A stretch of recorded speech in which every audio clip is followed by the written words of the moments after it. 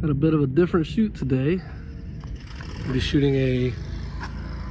Okay, nice. So this was by far the hardest shoot I have done to date. It's supposed to be me and another shooter, the guy who actually hired me for this, but he ended up getting sick at the last minute. And essentially this is for a documentary wedding we're shooting. So this is actually 3 weeks before the wedding. And so the way that they wanted it is that we were gonna set up, do like a interview style shoot with them, with the bride and the groom, talking to each other, telling their story of how they met, everything. It's actually pretty cool. It's at the biggest venue I've ever seen in my entire life. It's called the Olana. You can look that up if you want to see how crazy of a venue this is. So this is where I'm shooting today.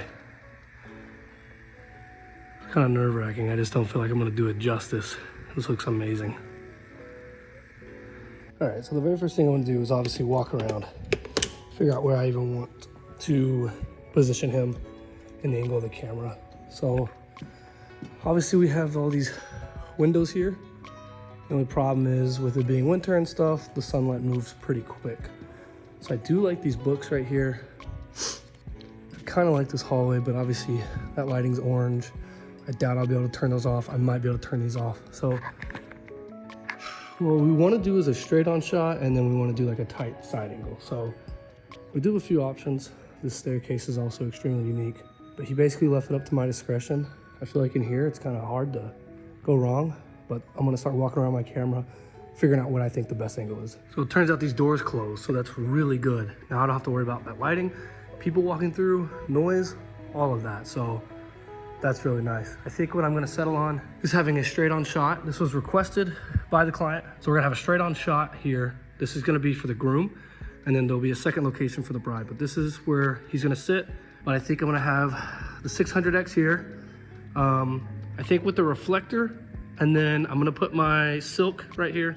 So I'm gonna key him from this way, hair light him from this way, and then we'll have our tight angle over there shooting what is gonna be shadow side. Unfortunately, I don't have anything to like negative fill him, so, but that is gonna be our shadow side, shooting tight. So this is why I say this is the hardest shoot I've ever done to date. As you can tell here, it is a huge room. I'm having to figure out how to light this thing, and there were so many variables I didn't know. I didn't think to ask what color the groom was going to be wearing, so he ended up wearing a black suit. Obviously, something else I was dealing with was I don't have any kind of negative fill for my lights. So I've been working on building up my lighting kit. I've been buying lights and buying diffusers and stuff. And the next thing on my list to buy is things that will help me cut light, shape light, all of that. So if I would have had it my way, I would have loved to cut the lights, the top lights to begin with, but I wasn't able to do that. Apparently at this venue, you can either only cut all the lights off through the entire venue or no lights at all. And then obviously the next thing I was running into is that I was shooting towards those big bright windows. I was trying to expose for those windows, but then also expose for my subject, but I didn't have my subject there. This is before I had the monitor and control app as well, so I wasn't able to just like go sit down and expose for myself. But I basically spent about 2 hours trying different lighting setups, trying to get it to work, trying to make things happen. And essentially what I'm setting up right now all gets thrown out the window as soon as the groom shows up. We decided to basically do a Hail Mary and change up the entire setting, as you'll see. All right, this seems to be the final setup. 200X with the Fresnel, spotlight as hard as I can onto my silk. Just gonna bounce some light up because this couch is just losing all light. I have my 600X with the Light Dome Mini 2, and it's shooting through this diffuser here. Second camera here, A7S2. At 70, and then we have the FX6 with the 35 to 150 at 35 f2. Now the issue I'm really running into is because I am shooting so wide, I don't know how to boom it. So I think you would normally boom up this way, but I'm just, for the sake of time, gonna have to lob him up. So there's two big things I learned from shooting this. One, that I need to get cutters and things to control my light.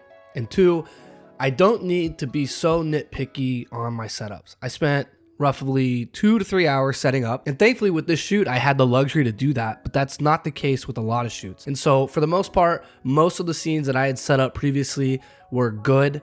They weren't terrible. And I was allowing myself to get way caught up in just the fine details of things. And ultimately, I am happy with what I came out with. There were things that I could have changed, things that I could have made better, as always. But at the end of the day, I just need to learn to be content with what I'm shooting and get cutters. Curious to see what criticism and feedback I get, because I definitely want it. Realizing that people are absolutely correct that the 600 is not enough to combat the sun by any means, so that's interesting. Now I have to go shoot the bride. This is insane.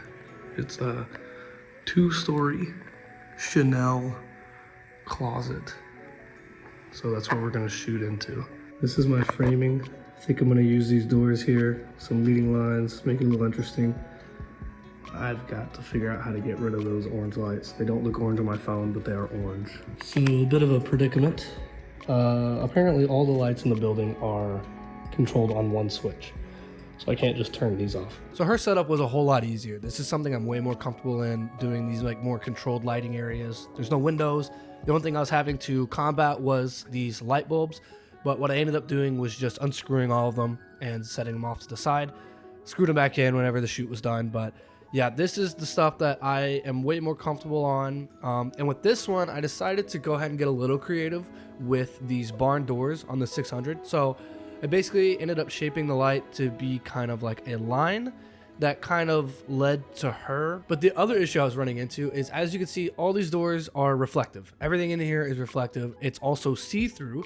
So wherever I put my lights and I had it lit up, you could almost indefinitely see through it. So we just had to get a little creative. We used one of the ladies' jackets to kind of hide one of the reflections, and then a lot of it was just tucking it or raising it or doing whatever we had to do to just kind of get it out of the way. But the final image is, in my opinion, amazing. I love the way it came out. Pretty much having to break down all of my stuff into sections, so I have to pack all that down, then walk it all the way back to the other place that I shot, pack all that down, then I get to put all the furniture back. So I actually ended up unscrewing every one of these bulbs, every one of those bulbs, that bulb, just to make it look better in here. They were just casting too much light, making it too weird. So definitely glad I took the time to do that. Looked a lot better after I did that.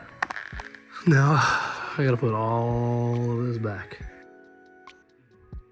Yeah, just to show that way they can't ever say. This is where we're gonna come back to in about 3 weeks to film the wedding here. This venue is insane, but I'm excited for what we got in store for this one. It's supposed to be a documentary style wedding. I think it's gonna be cool. The inside is beautiful.